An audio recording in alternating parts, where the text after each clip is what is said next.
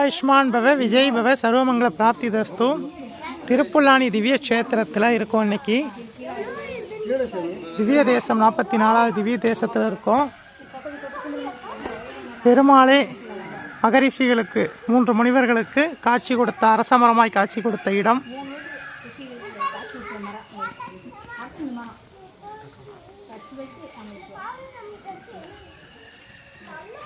விசேஷமாக திருமண பாக்கியம், விவாக பிராப்தியும் சந்தான பிராப்தியும் கொடுக்குற இடம்.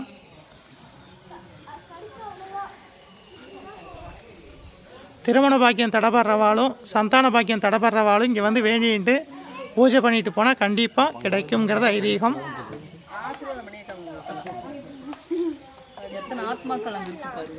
விஜய் பவ தீர்காயுஷ்மான் பவ சர்வமங்கல பிராப்தி தஸ்து.